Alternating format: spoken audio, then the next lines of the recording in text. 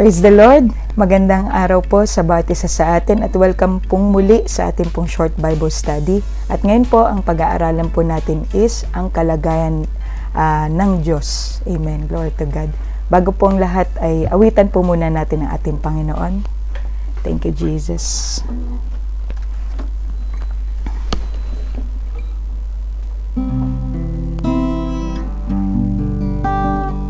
Hallelujah, hallelujah. Thank you, Jesus. Praise your name, O God. Kung sa ngalan mo kami magsama-sama, kumikilos ka sa aming pagsamba, at sa aming pagdaloy pagpapalain ang mga buhay namin, ang mga buhay namin. Pag-ibig ng Diyos ay di nagmamaliw, biyaya niya ay hindi nagwawakas, at ito'y laging bago sa bawat umaga. Ang katapatan mo, O Diyos, dakila sa lahat. Hallelujah. Dakila sa lahat. Minsan pa, mga kapatid, kung sa ngalan mo kami magsama-sama, kumikilos ka sa aming pagsamba, at sa aming pagdaloy pagpapalain ang mga buhay namin, ang mga buhay namin. Pag-ibig ng Diyos, pag-ibig ng Diyos ay di nagmamaliw, biyaya niya ay hindi nagwawakas, at ito'y laging bago sa bawat umaga. Ang katapatan mo, O Diyos, dakila sa lahat. Hallelujah. Dakila sa lahat. Praise your name, O God, Jesus. Dakila sa lahat. Hallelujah, hallelujah, hallelujah, hallelujah. Manalangin tayo, mga kapatid. Hallelujah. Purihin ka, dakilang Diyos, Ama na makapangyarihan sa lahat. Sinasamba ka namin, pinupuri at binibigyan ng karangalan, O God, sa oras na ito. Sa maikling panahon na ito, Panginoon, na pinagkaloob niyo po sa bawat isa sa amin, ay malaking bagay po ito sa inyong kaharian, na kami po ay sama-sama na nag-aaral sa inyong mga salita, Panginoon. Hallelujah. Kami po, Panginoon, lumalapit sa inyo na may kapakumbabaan, Panginoon. Humihingi po kami ng tawad sa aming mga nagawang kasalanan. Ang aming puso at aming kaisipan, ang aming mga kilos, Panginoon, inaalay namin sa inyo, O God Jesus. Hallelujah. At pinapatawad din namin ang mga nagkakasala sa amin, Panginoon. Kung sino man, Panginoon, O God Jesus, ay ikaw patuloy, Panginoon, magpala at manguna sa bawat isa. Give us a new heart, O God. Give us an open mind, Panginoon. Give us a clean spirit, Panginoon, sa araw po ito, O God Jesus. Lord Jesus, kasama nito, Panginoon, ay we rebuke, O God Jesus, ang lahat ng hadlang, lahat ng atake ng kaaway, lahat ng panglilito at panlilinlang ni Satanas. We rebuke them, we bind them all, and we cast them all in hell. All this evil spirit na nasa aming paligid, at anuman, Panginoon, na interrupt, Panginoon, ng aming pong focus sa inyo. We rebuke them all, we bind them all, and we cast them all in hell by the authority of the Word of God, by the power of the name of our Lord Jesus Christ of Nazareth. And now, we release, Panginoon, blessings, O God Jesus, open heart, open mind, Panginoon, sa bawat isa. Hunger and thirst upon your words, O God Jesus. Gabayan niyo po kami sa amin pong maikling Bible study na ito, Panginoon, na ang topic, Panginoon, ay ang kalagayan ng Diyos. Hallelujah. At walang iba kaming gagamitin kundi yung salita mo lamang. Ikaw maitaas, maluwalhati at mabigyan ng karangalan. We claim all the victory, O God, by the authority of the Word of God, by the power of the name of our Lord Jesus Christ of Nazareth. Amen. Amen. Praise the Lord.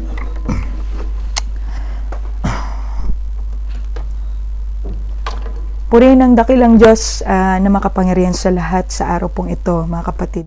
Gusto ko pong magbigay ng testimony sa bawat isa na in relation sa ating pong Bible lesson last time, which is na may Diyos na makapangyarihan sa lahat. So ako po isang buhay na patotoo sa inyo na ako po ay nakaranas ng milagrong kagalingan sa pangalan ng ating Panginoong Hesus.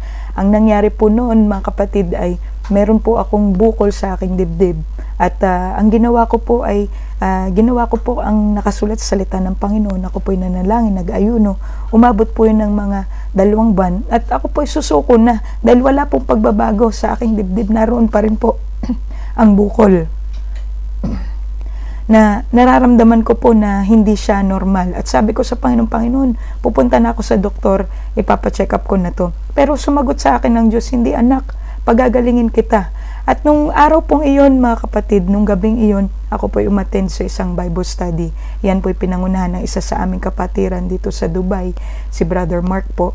Siya po ay nanalangin ng kagalingan at doon ko po naranasan ang kapangyarihan ng Diyos na may kapangyarihan po na nagtulak sa aking dibdib, sa bukol po ng aking dibdib. At doon ko po nakita na nawala po siya.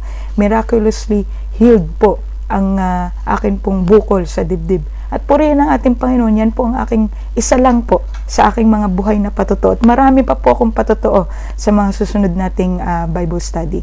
So, glory to God. Ngayon po ay pag-aaralan po natin ang Bible lesson na ito, ang kalagayan ng Diyos. Amen. So, kailangan nating malaman, matapos nating paniwalaan, sampalatayanan na mayroong Diyos na makapangyarihan sa lahat at ang ating pong buhay mismo ay isang patotoo diyan dahil tayo po ay likha sa wangis ng ating Panginoon. Bukod diyan, kailangan nating malaman nasaan ba ang Diyos? Ano ba ang kalagayan ng ating Diyos? So, isa sa mga napag-usapan na po natin na ang Diyos po ay Espiritu. Yan po ang kauna-unahan. John chapter 4 verse 24. Glory to God. Sabi po dito, ang Diyos ay Espiritu at ang mga sa Kanya'y nagsisisamba ay kinakailangan magsisamba sa Espiritu at katotohanan. Napag-usapan na po natin yan sa previous Bible lesson po natin na talagang kumikilos po ang Diyos at dyan po natin nalalaman na siya po ay Espiritu. Pangalawa po, ang kalagayan ng Diyos ay siya po ay hindi nakikita. Amen. Basahin po natin sa Exodus chapter 33 verse 20. Thank you, Lord Jesus. Sabi po dito, mga kapatid, at kanyang sinabi, hindi mo makikita ang aking mukha, sapagkat hindi maaaring makita ako ng tao at mabuhay. So, ang presensya pala ng Diyos, mga kapatid, ay nakakapagbigay ng kamatayan sa isang tao. Kaya hindi po natin makikita ang Diyos sa ating physical na buhay. Kaya po, kailangan po nating maunawaan at tanggapin ang katotohanan na ito dahil sa kanyang kabanalan at dahil iba ang kanyang kinalalagyan. Hindi po tayo makakaharap sa kanya ng buhay. Hindi po tayo, ibig sabihin po ng ating Panginoon, kapag humarap po siya sa atin, mapupuksa po tayo. Ganyan po kakapangyarihan ng ating Diyos. 1 Timothy chapter 1 verse 17.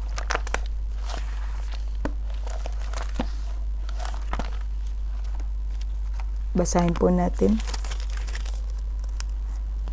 Ngayon, sa haring walang hanggan, walang kamatayan, di nakikita, sa iisang Diyos ay ang kapurihan at kaluwalhatian magpakailan, kailanman siya nawa.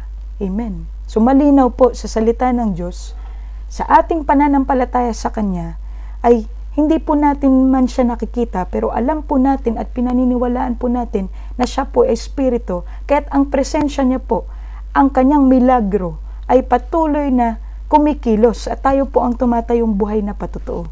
Kaya yan po ang atin po dapat na sampalatayanan at ang katotohanan na iyan, na ang Diyos po ay Espiritu, pangalawa siya po ay hindi nakikita. Amen. Then, pangatlo, ang mga imahen ay hindi pinayagan ng Diyos. So, dahil siya nga po ay Espiritu at hindi po natin siya nakikita literally, kaya hindi po tayo pinapayagan ng Diyos, tayong mga Kristiyanong mananampalataya, ay hindi po pinapayagan ng Diyos na manampalataya o tumingin sa anumang imahen. Basahin po natin Exodus chapter 20 verses 4 to 5. Sabi dito mga kapatid, huwag kang gagawa para sa iyo ng larawang inaanyuan o ng kawangisman ng anumang anyong nasa itaas sa langit o nasa ibaba sa lupa o ng nasa tubig sa ilalim ng lupa.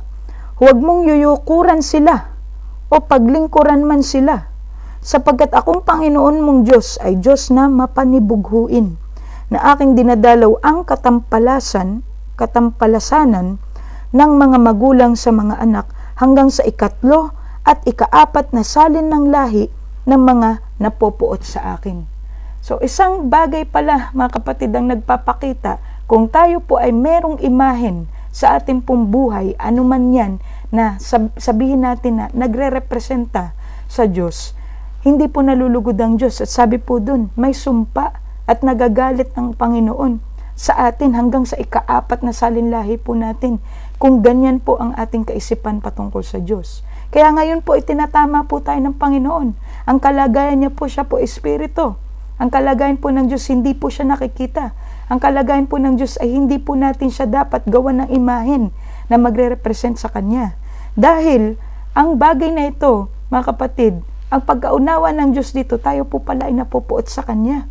Ibig sabihin, hindi po natin siya ginagalang. Tayo po pala ay hindi natin kinikilala ang Diyos kung tayo po ay merong mga imahen sa ating pong buhay. Isa pong babasahin natin, Revelation 21 verse 8. Ngunit sa mga duwag at sa mga hindi mananampalataya at sa mga kasuklam-suklam at sa mga mamamatay tao at sa mga mapakiapid at sa mga manggagaway at sa mga mapagsamba sa Diyos-Diyosan at sa lahat ng mga sinungaling, ang kanilang bahagi sa dagat-dagatang nagniningas sa apoy at asupre na siyang ikalawang kamatayan. So dito po nabanggit po natin yung hindi mananampalataya at sila po ay nagsasamba sa Diyos-Diyosan. Yan pong imahe na yan po ay Diyos-Diyosan. Hindi po tayo makakapasok sa kaharian ng Diyos at hindi po tayo kalugod-lugod sa Diyos. Kaya kailangan po natin na mabigyan po tayo ng maliwanag na kaisipan na ang kalagayan ng Diyos bilang Espiritu, hallelujah, bilang presensya na hindi nakikita, at bilang Diyos na hindi pumapayag sa anumang imahen, kailangan po natin niyang sundin at sampalatayanan. Yan po ang katotohanan ng Kristiyanong pananampalataya. So, hanggang dito lang po ang ating pong pag-aaral. Purihin ang ating Panginoong Hesus na makapangyarihan sa lahat. At bakit hindi po natin pakinggan ang buod ng kanyang mensahe po sa bawat isa sa atin? Ito po ang mensahe ng Diyos. Glory to God. Hallelujah. Ang katotohanan na ang Diyos ay Espiritu ang pinaka-importante na sampalatayanan ng mga tao. Walang sino man ang nakakita sa Diyos. At kahit ang mga apostoles ay hindi naalala ang kanyang muka nang siya ay nahayag sa laman. Gayon din naman na siya ay nabuhay muli at nagpapakita sa kanila, kailanman walang nakakaalala ng kanyang mukha. Amen. Ang makakakita lamang sa Diyos ang siyang magiging katulad niya. So kapag po tayo ay naging katulad kawangis ng Panginoon matapos ang buhay natin dito sa lupa, doon po natin makikita ang ating Panginoon. Ninais ng Diyos na atin siyang sambahin sa kanyang kalagayan bilang Espiritu sa pamamagitan ng kanyang banal na presensya at sa kaliwanagan ng katotohanan sa paraan ng pag-aaral at pamumuhay sa katotohanan ng kanyang mga salita. Hindi pinayagan ng Diyos ang paggawa o paggamit ng anumang imahen o hayop sapagkat siya ay espiritu. Ibinigay niya ang kanyang mga salita upang ipahayag ang kanyang pagmamahal, gayon din naman bilang gabay upang mamuhay tayong kasama siya sa katotohanan. So wala po tayong ibang pagbabasihan bilang mga Kristiyanong mananampalataya. Ang salita ng Diyos lamang po ang ating pong basihan kung paano po natin sasambahin at paglilingkuran ang Diyos na makapangyarihan sa lahat. Walang kagaya ang tunay na Diyos at nag-iisa. Higit siya sa kahit sino man dahil ang pagpapahayag ng kanyang kapangyarihan ay naaayon sa ating pananampalataya at pagmamahal sa Kanya. So sabi ng ating Panginoon Jesus, kung mahal natin siya, kailangan nating sundin ang kanyang mga salita. Ngayon na napahayag sa atin ang kanyang mga salita na siya po ay Diyos na espiritu at hindi nakikita at hindi kailanman pinapayagan anumang imahen sa pananampalataya at paglilingkod sa Kanya, kinakailangan po natanggapin po natin iyon. Dahil ipinapahayag na po sa atin ng Diyos kung ano ang nakasaad sa Kanyang mga salita. Marami po talaga mga relihiyon ang hindi na po sumusunod sa salita ng Diyos. Pero narito po, binibigyan pong linaw ng ating Panginoon kung sino po siya talaga. At ako po isang buhay na patotoo na minsan na din pong naging biktima ng kasinungalingan patungkol sa Kristiyanong pananampalataya. Pero purihin po ang dakilang Diyos dahil nariyan po ang salita ng Diyos. Nagbigay ng liwanag po sa akin, gayon din po sa aking pamilya. At ako po ngayon ay buhay na nagpapagamit sa ating Panginoon. Habang ako po ay nabubuhay, palagi ko pong ipapagamit ang aking pong kaalaman, ang aking pong pananampalataya at ang aking nalaman sa salita ng Diyos para po matulungan po ang lahat na nag-aasam ng buhay na walang hanggan. Hallelujah, Lord Jesus.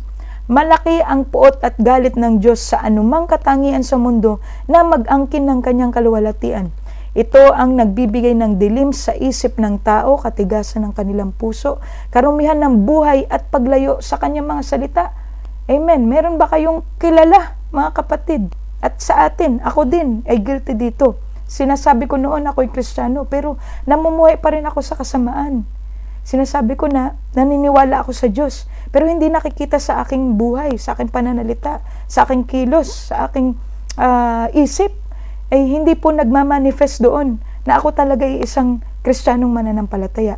Pero salamat sa salita ng Diyos na nagpahayag po sa atin na dito pa lang po sa kalagayan ng ating Panginoon, ng ating Diyos, dito po nalalaman kung gaano natin kakilala ang Diyos. Amen. Kung malinaw po sa ating kaisipan at sinasampalatayanan po natin na siya po espiritu, hindi po nakikita at hindi kailanman kinalulugdan anumang imahen na siyang magrepresenta sa Kanya. Amen. Ay totoo nga tayong mga Kristiyano. Dahil yan po ay kinumpirma ng salita ng Diyos. Hallelujah. Patuloy natin buuin ang kaalaman sa kalagayan ng Diyos na noon ay naitago sa ating buhay.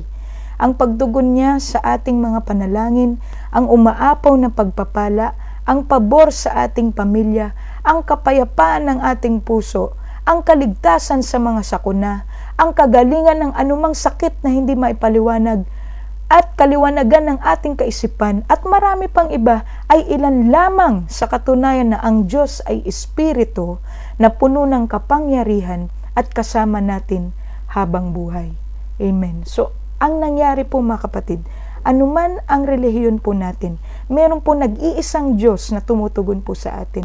Gayunman, hindi hahayaan ng ating Panginoong Hesus na tayo po ay manatili sa kalagayang ito. Hallelujah, glory to God.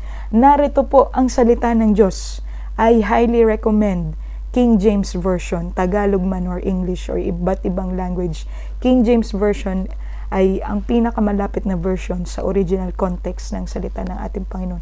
Narito lamang po ang katotohanan patungkol sa kalagayan ng ating Diyos. At tayo bilang mga Kristiyano mananampalataya, tayo dapat ay umaayon dito. Hindi po tayo yung sunod-sunuran lang sa anumang turo ng relihiyon. Dapat po tayo individually. At ito po ay isang paraan ng Panginoon para matulungan po tayo. Mas lalo pa nating makilala, mas lalo pa po nating mabigyan ng pansin ang ating pong relasyon sa ating Panginoong Jesus.